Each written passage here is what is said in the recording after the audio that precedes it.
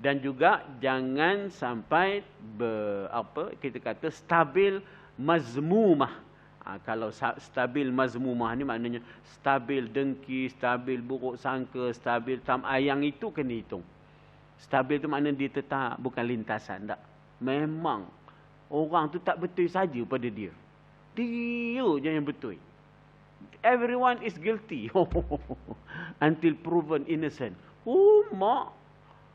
Itu yang cucu tak nak datang, anak saudara tak nak datang tu. Ngapa? Semua orang salah di sisi aku. Sehingga berjaya membuktikan dia tak bersalah. Mak. Ngalahkan Raja Cina je. No. Okey, itu dikatakan di sini ya. Saya pun dah tak ingat mana muka surat 49 tadi ya. Menjelaskan bahawa segala lisan, makna segala percakapan dan segala af'al ataupun perbuatan setiap anak Adam pasti akan ditimbang dan dihitung. Semua kita adalah Bani Adam, maka diterjemahkan Bani Adam itu sebagai anak Adam. Bani Israel, anak cucu kepada Yaqub, dipanggil Bani Israel, children of Israel, yakni children of Jacob. Ya? Jadi anak Adam itu ialah anak cucu, dalam bahasa Arabnya Bani Adam. Pasti akan ditimbang dan dihitung. Kita jangan lupa, karya ini adalah karya Arab yang diterjemahkan ya oleh Ustaz Muhammad Fawaz ya. Selanjutnya beliau iaitu Bukhari tadi, Imam Bukhari ya, ada menyebut hadis terakhir dalam sahih beliau, iaitu apa? Tentang bagaimana timbangan tasbih kita. Ada dia punya weightage-nya, ada timbangannya. Walaupun tak nampak, walaupun tak nampak, iaitu hadis an Abi Hurairah radhiyallahu anhu qala Nabi sallallahu alaihi wasallam kalimatani habibatani ila Rahman. Dua kalimah ni sangat-sangat disenangi, sangat-sangat disukai di sisi Tuhan yang Maha Pemurah Ar-Rahman. Ianya mudah disebut, khafifatani, khafif, ringan disebut, ya tak? Alal lisan, saqilatani fil mizan. Namun ianya berat esok, di akhirat esok. Berat apa? Berat besar pahalanya weh.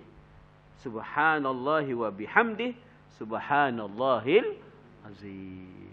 Maka kita disuruh supaya mengulang-ulang subhanallahi wa bihamdih, subhanallahil azim. Ringan, khafifatani fil lisan, ringan, khafif, mukhaffafah. Khafif, yang ringan tu mukhaffafah. Khafif, khaffat. Tapi saqilatani fil mizan. Berat esok, pahalanya, balasannya. Jadi benda ni benda yang tak nampak. Ya, maknawi dipanggil ya, benda yang abstrak yang tak nampak dipanggil maknawi, tapi ada disebut di sini ya. Kadang-kadang ada dikonkretkan benda yang abstrak itu. Kadang-kadang dikonkretkan supaya mudah dipaham. Misalnya, mengumpat adalah abstrak. Tapi dikonkretkan, apakah kamu suka makan daging saudara kamu yang sudah menjadi dan sudah menjadi mayat? Ayuhibbu ahadukum an ya'kula lahma akhihi maitan. Apakah kamu suka makan daging? Jadi bila makan daging itu konkret, nampak. Mengumpat tadi tak nampak. Sebab benda itu abstrak. Tapi cuba dikonkretkan dengan memakan daging. Masa kes kartel daging dulu, kita rasa susah hati. Ya Allah, aku lampau gemukkan sate. Contoh daging kartel masuk dalam aku. Tapi saatnya kita berjaga-jaga, daging yang tak halal itu tak mau kita masukkan dalam diri kita. Tanpa disedari, kita tiap-tiap hari makan daging saudara kita. Dalam kes mengumpat. Ini saya saja sebut supaya pertimbangan kita itu, supaya tidak sampai kita lupa bahawa di sana ada benda yang dosanya terlalu besar bila mana dikaitkan dan diumpamakan dengan satu perumpamaan yang sangat jelek, ya, sangat dahsyat. Ya. Baik, jadi di sini dalam hadis ini yang penting ialah perkataan mizan, iaitu saqilatani fil mizan, berat dalam timbangan Allah, pahala ukhrawinya. Kalimah mizan disebut berulang-ulang kali secara ma'rifah, alif lam. Adik A-L, A-L pula dah. Alif lam. Alif lam, ma'rifah. Definite noun. Kalau bahasa orang putihnya ialah definite noun ataupun specific. Dan ada kalanya mizan tidak disebut dengan ma'rifah tapi disebut dengan nakirah. Without alif lam, tanpa alif lam. Maknanya indefinite. Ya, indefinite, tidak tertentu. Maknanya kalau bahasa orang putihnya, ya, kalau kita nak sebut bahawa di antara the, the dengan a. Kalau kita sebut a cat, itu tak tahulah yang mana satu kucingnya.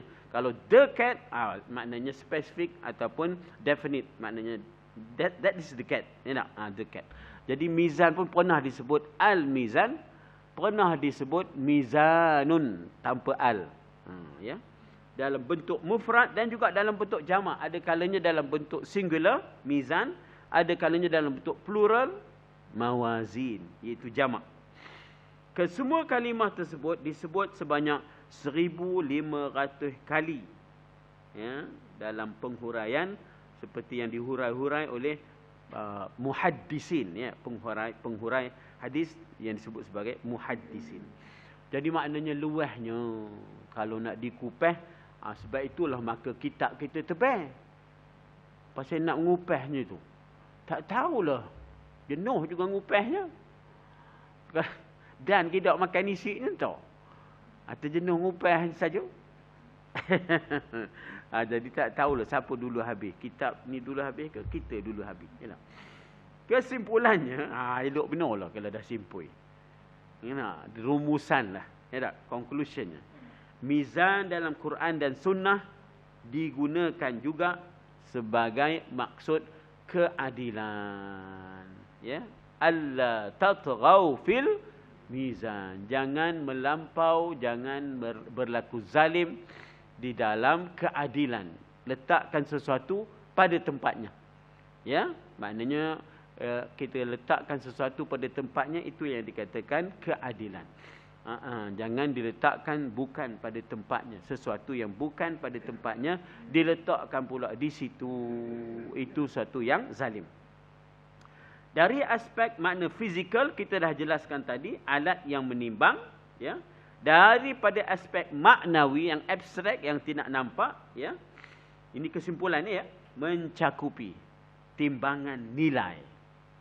Dulu kan penilaian kita berbeza dengan sekarang. Sekolah pun tengok dah lain penilaiannya. Ya, dia ada penilaian yang berterusan dipanggil. Ya, continuous assessment, ya tak?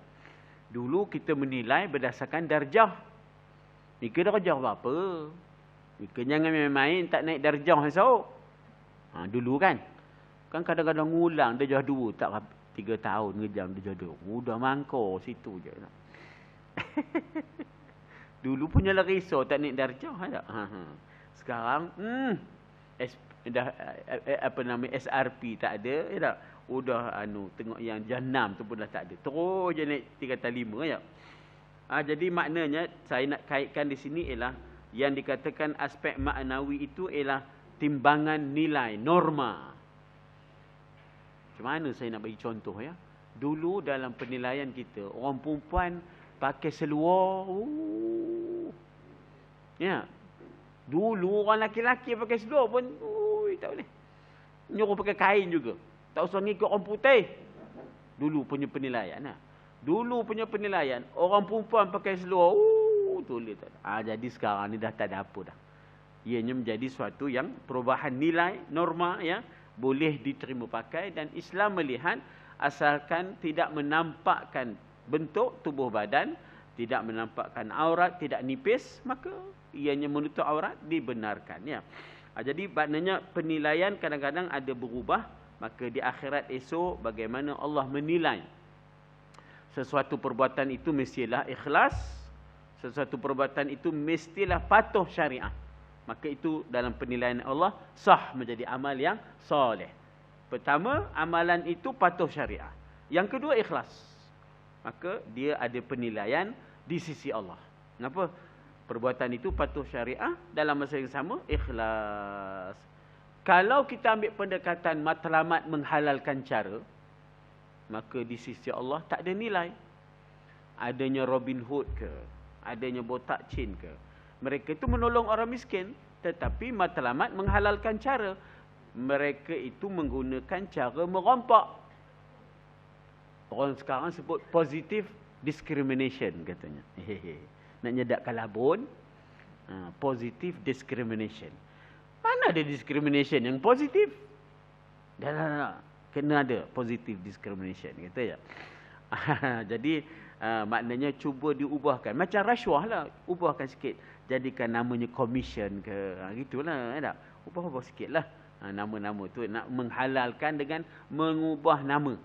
Hei, maunya, tak? Jadi maknanya di situ kita nak sebut bahawa di sini bahawa Allah tidak akan menilai walaupun kita menolong orang cara yang salah. Jadi maknanya dia ada dalam penilaian Allah, satu, patuh syariah compliance, ya. Yang kedua, mesti ada keikhlasan. Ya, mesti ada keikhlasan. Barulah ada nilai di sisi Allah. Termasuk yang maknawi esok ialah akhlak. Hatinya ya tidak ada bersangka buruk. Dia seorang yang pemaaf. Ini semua persoalan hati, ya. Dia tidak ada dendam dengan orang. Ini semua persoalan hati, ya. Ini termasuk di dalam akhlak. Ada timbangan di sisi Allah esok, ya. Dan juga mizan hari kiamah, ya, bukan physically, untuk menghitung segala amalan individu daripada bentuk kesaksian Allah dan juga lembaran. Utiya kitabahu biyaminihi fasawfa yuhasabu hisaban yasira. Ma li hadzal kitab, apa pula le jenis kitab ini? La yughadiru saghiratan wala kabiratan illa ahsaha.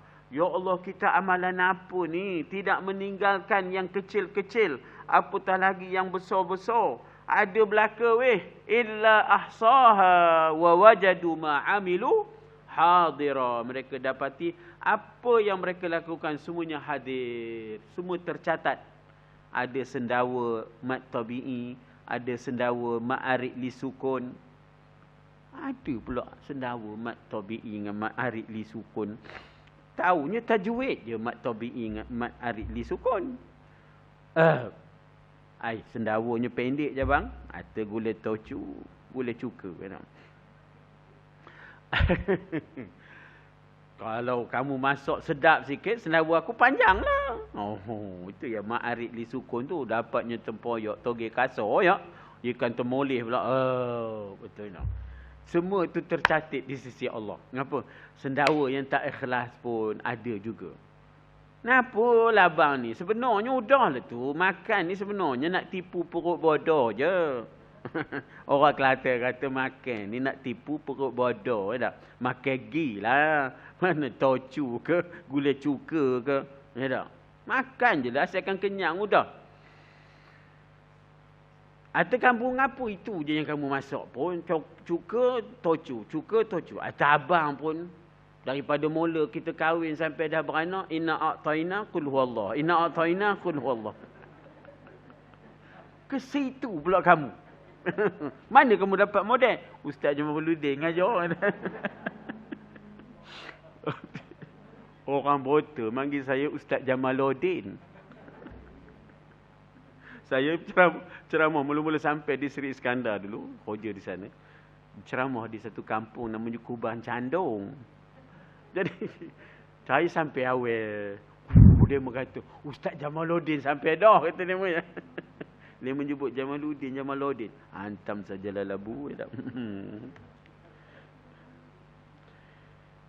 Jadi katanya ada yang berupa lembaran catatan amalan, ya, maka mudah-mudahan kita tergolong di kalangan orang yang yuhasabu hisaban yasira.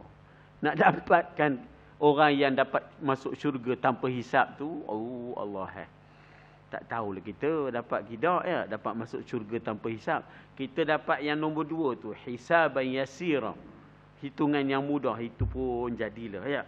Itu pun jadilah. Di samping itu, mizan turut diertikan sebagai penimbang objek fizikal, ya, yang disebut dalam bahasa Arab yang ditafsirkan sebagai fitrah yang baik, yang salimah, yang akal yang waras dan rasional. Walau bagaimanapun, yang menjadi topik utama kita ialah mizan dalam perkara-perkara yang berkait dengan syariah. Isra' Mi'raj ini sunnah ke mizannya ataupun sirah mizannya.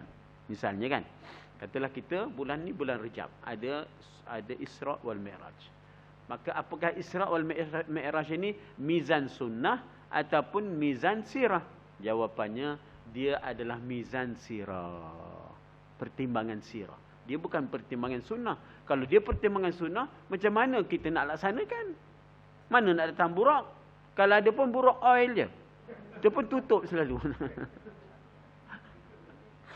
Dia laju kereta dia. Kata isi dengan burak oil tu. Dulu mobil kan.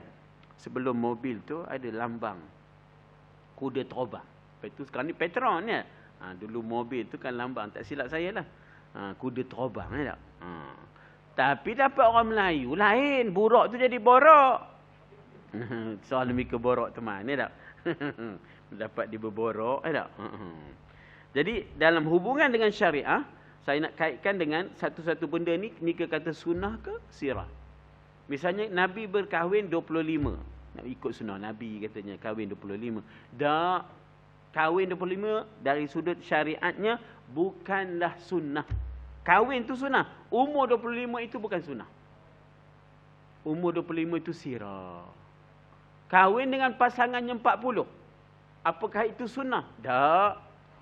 Mak kalau sunnahnya 40 weh. Macam manalah nak mika mencari menantu kita. Kenapa? Dah tak ada gigi. Atau nak cari yang 40 juga. Kan? Tojun gotok botol tak? Tojun gotok botol cerita orang lebar tak? Orang lebar. Cadang nak minat anak dara. Dapatlah janda rambut dah gugur. Tu cerita lagu orang lebar. Tuan-tuan tak dengar. Tuan-tuan ni warak. Tak? Jadi maknanya umur berkahwin 40 tu itu bukan sunnah. Berkahwin tu sunnah, umur tu sirah. Kalau dah 40 itu sunnah, kalau 25 sunnah, kena cari 40 pun sunnah, jenuh lah kita.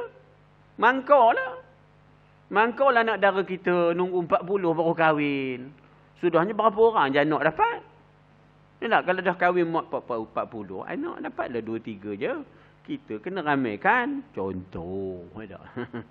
Contoh nak. Baik. Jadi katanya di sini yang saya nak kaitkan kata pengarang ialah dalam bab syariah. Mana yang dikatakan mizan sunnah, mana yang dikatakan mizan sirah misalnya. Ya? Mana yang sunnah, mana yang sirah. Mana yang dikatakan sedekah, mana yang dikatakan tijarah. Timbangan mizan, teman ni tengah berniaga. Mika jangan suruh teman bersedekah. Kadang-kadang kita macam kita tengah berniaga ni, tiba-tiba orang pelanggan-pelanggan kata sedekahlah sikit katanya. Weh, teman ni tengah tijarah. Tijarah ni perniagaan. Kena ada bobnya, kena ada buku kira-kiranya. Bukan masanya untuk teman bersedekah masa ni. Adalah nanti teman akan bersedekah lah. Jadi jangan tiba-tiba kita bercampur aduk, overlap di antara sedekah dengan tijarah. Itu contoh. Mizan duniawi, mizan ukhrawi. Tak sama. Ma naqasa malun min sadaqah. Tak akan berkurang harta dengan sebab sedekah. Itu mizan akhirat. Mizan dunia dah sedekah, kurang tu. Asal mereka ada berapa? Teman ada 100. Lepas tu mereka sedekah berapa? Teman sedekah 70. Tak kurang. Mizan yang kata hadis kata ma naqasa malun min sadaqah, tidak akan berkurang harta daripada sedekah, itu mizan akhirat. Sebab akan ganda 700. Ya tak? Kama sadi habbatin ambatat sab'a sanabila fi kulli sumbulatin mi'atu habbah. Tapi mizan duniawi kurang lebih daripada 100. Teman dah sedekah 70, tinggal 30. Jadi sebab itulah maknanya yang nak diambil kira di sini ialah bagaimana berhubung kait dengan maknanya kita kata syariat ini. Bagaimana ya supaya kita tidak tersilap. Kadang-kadang ada orang pukul rata kapio, harbi, semuanya harbi. Bahkan ada zimmi, ada ahdi. Jadi supaya ada kaitkan dengan syariah. Jangan ikut suka-suka je ya. Begitu juga dengan kefahaman mizan kita tentang kita faham sunnah dengan syariat tadi, sunnah dengan sirah tadi ya, contohnya bagaimana mizan hukum orang yang buat kerana kejahilan dengan orang yang buat dengan tahu, tak sama. Ya, di dalam Al-Quran ada disebut tentang orang yang berbuat dengan tahu dengan berbuat dengan tidak tahu, hukum yang tak sama ya. Serta mizan hak, ada yang dikatakan sebagai rights, ada yang disebut sebagai responsibilities. Jangan tak seimbang. Asyik nak minta rights, hak-hak, tapi tidak melaksanakan responsibilities, kewajipan-kewajipan. Ya, maksudnya jangan sampai rakyat meminta pelbagai hak tapi tidak menunaikan kewajipan.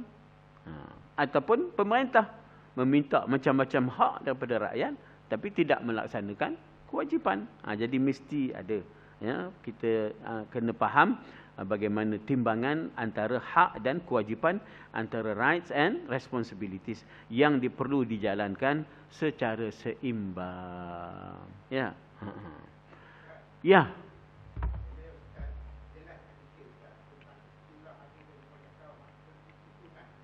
Tipu sunat.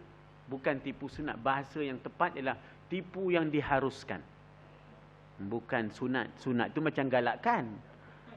Tak, ni tipu yang diharuskan, termasuklah umpatan yang diharuskan pun ada juga. Apa maksud umpatan? Umpatan ialah kamu menyebut tentang saudara kamu yang dia tak suka dengar. Ada 5 tempat yang diharuskan. Dia tak suka dengar. Satunya ialah di mahkamah. Hakim akan tanya, ya, kamu kenal ada simpulan-simpulan? Kenal Tuan Hakim. Bagaimana kamu kenal dia? Minta maaf dari Tuan Hakim, nanti ngumpat pula.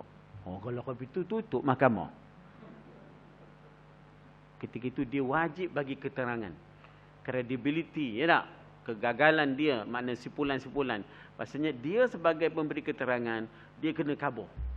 Ketika itu umpatan yang diharuskan. Maka termasuklah tipu yang diharuskan, bukan tipu yang disunatkan. Jadi bahasa sunat tu tak betul, dia menjadi satu galakan pula.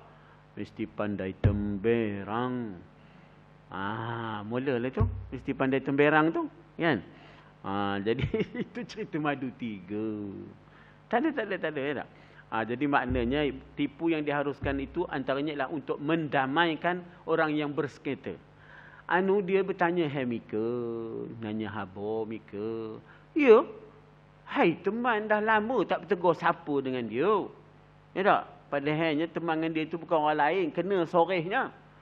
Atau dia bertanya Mika, "Tengah buat apa tengah ni?" Dia kita ngaburkan. Padahal tak ada bertanya pun.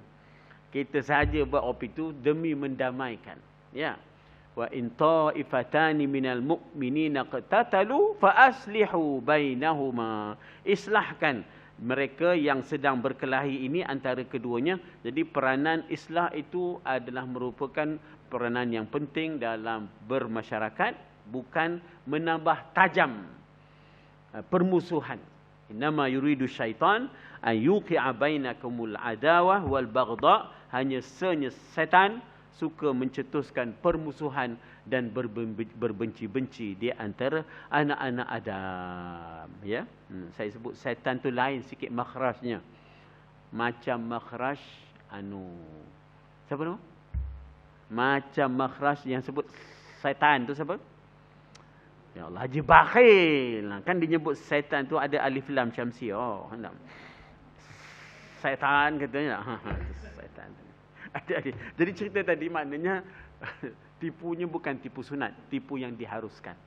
Itunya dipanggil dalam istilah syaraknya ialah keharusan ya. Keharusan al-mubah. Naam. Al-mubah fil kadhib wal ghibah. yang diharuskan untuk mengumpat dan juga untuk untuk menipu. Jadi bukan sunat tapi yang diharuskan demi mendamaikan, ya. Saya sebut 5 tadi. Ya, salah satunya mahkamah. Salah satunya ialah untuk bertanya hukum. Hindun mengumpat suaminya, kedekut. Bolehkah ya Rasulullah saya seluk poketnya? Ketika itu tanya hukum, bukan nak mencerca suami, bukan nak mengumpat suami, tapi nak tanya hukum suami saya ni macam mana ya Rasulullah? Ngapa kedekut, kami tak cukup makan? Boleh tak saya ambil sebahagian daripada pakaiannya? Maksudnya apa yang ada dalam bajunya. Maka Nabi kata, khudhi ma yakfiki, ambillah sesuatu yang mencukupi. Maksudnya janganlah lebih-lebih sangat. Janganlah maknanya sampai poket atas ambil, poket bawah ambil, bawah lutut tak ada satu lagi poket, tengok pula lagi situ. Mak perih lah. Ambil yang perlu je. Ambil yang perlu. Itu bertanya hukum. Yang ketiga, melibatkan soal masa depan seseorang yang dipinang. Nabi pernah didatangi oleh seorang wanita, dipinangi oleh 2 orang. Jadi Nabi diminta pandangan, dipanggil istifsar, ya, minta penjelasan dan pandangan, ya. Nabi kata, kalau kamu terima yang dia ni, jawapannya ayo kena tanak je kerjanya. Apa? Dia mau bawa kawan ke rumah, dah apa kelab deri. Rupa Idris Kelab buatnya kat rumah tu, ada Rupa Idris Kelab. Kalau dah tengok bola, kalau dah tengok hoki, kalau dah tengok wrestling. Jadi kata dik Nabi, jawabnya, kamu kalau terima yang ni, kamu kira nanak jaya, kata Nabi. Tak cakap perak pula, saya terjemah je. Yang ini katanya, kalau ini, kalau kamu terima je dia, jawabnya tongkatnya sentiasa ada. Tongkatnya sentiasa ada di bahunya. Ngapa? Maknanya garang. Berbaloi kamu esok. Berbaloi. Berbaloi kamu. Jadi ketika itu sebenarnya satu umpatan. Tapi diharuskan demi masa depan. Orang supaya tidaklah dia terbabit. Maknanya kita kata dengan sesuatu yang memudaratkan. Ini umpatan juga tapi diharuskan. Termasuklah umpatan yang